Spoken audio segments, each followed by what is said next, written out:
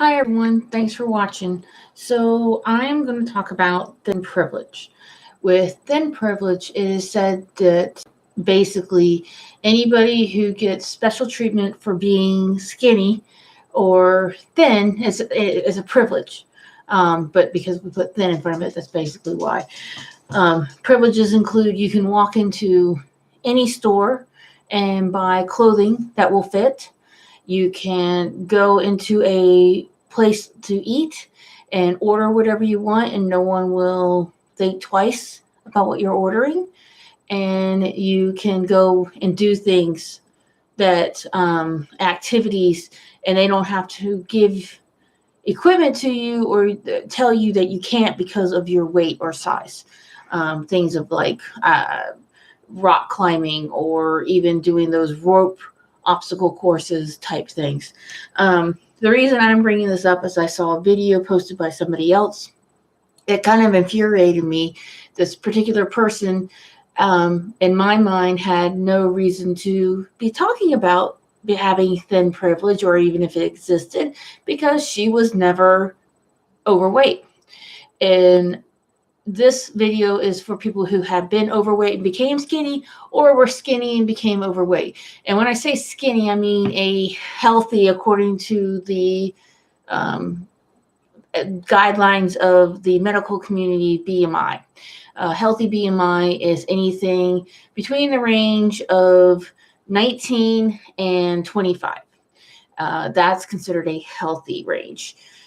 Anything between 25 and, I don't want to get this wrong.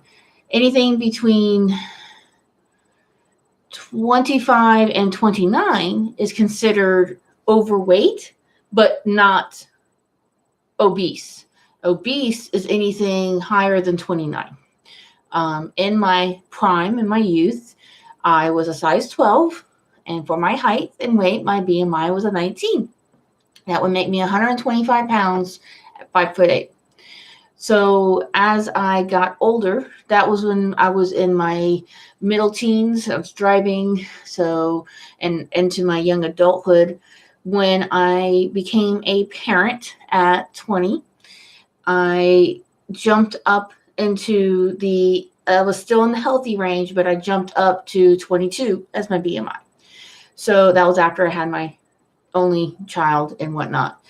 Over the years, I put on a few pounds here, a few pounds there, but it hasn't been a quick gain. And my activity levels have changed drastically.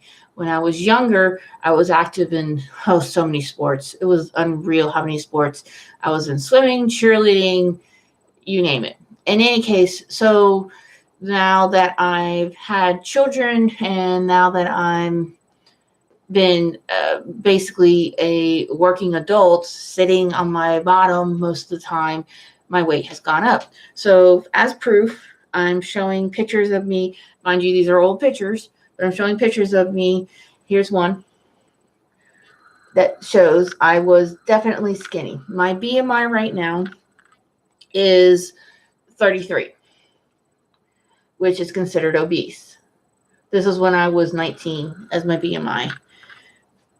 There's another one. Super skinny. The problem I have with it is because I have been both super skinny and now obese by the BMI standards, this was prom. I know what the feeling is to go into a store and not be able to find clothing that fits, and without going into an overweight store. This was when I was in my mid-20s, and I was a 22 BMI. So when I was younger, in my teens, I'd go in any store, and like I said, I was size 12, and I could pretty much find what I was looking for.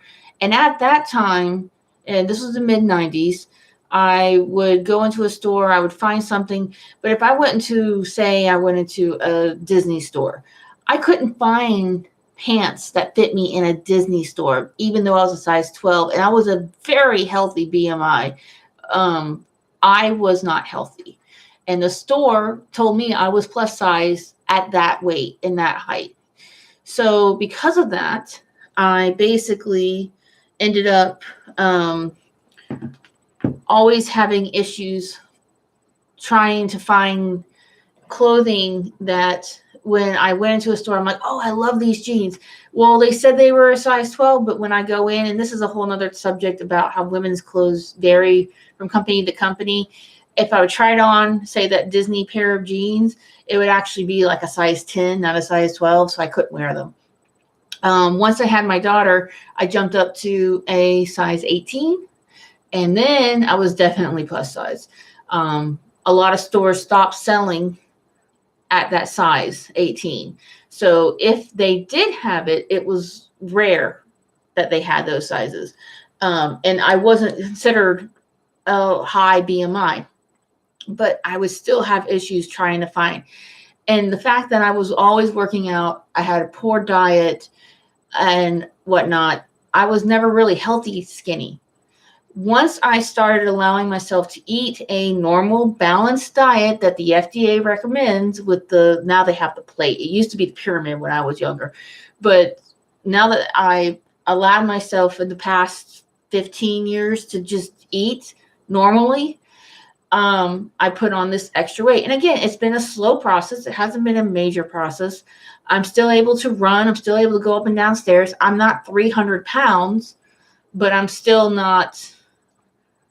And I mean, people look at me, they're like, oh my God, you're so fat. No, I'm overweight, and people get offended when they use the words curvy. I'm curvy. I'm consider myself healthy. I don't have anything that would make me, I've been to a cardiologist. I've been to a neurologist. I've been to different specialties for other reasons. I might get headaches and whatnot. And the biggest thing that I might have is I might get dehydrated from not drinking enough water, which causes the headaches and issues like that. So there's nothing, I'm not unhealthy, and people look at me and they assume that I'm unhealthy. This is thin prejudice. This is what we are talking about. And because of that, I can't go into a store and order something. I can't go into a store and just pick out a clothing item and have it in my size. It's just not going to happen. So I've accepted that. That's my reality. I'm not asking for pity or for remorse or anything along the lines of that. So my husband and my friends that love me and take care of me and want to be around me, they find that I am a delight, I am smart, and they find me beautiful for who I am. And so my message is, thin privilege does exist, and anybody who says otherwise has not been thin and overweight at some point in their life has no place to say that it doesn't exist. So I'm sure there's going to be a lot of hate on this and a lot of trolls, and that's fine. I love to hear from you. And if you're worth my time, I will respond. Otherwise, I'll talk to you later. Thanks for watching. That's my 2 cents.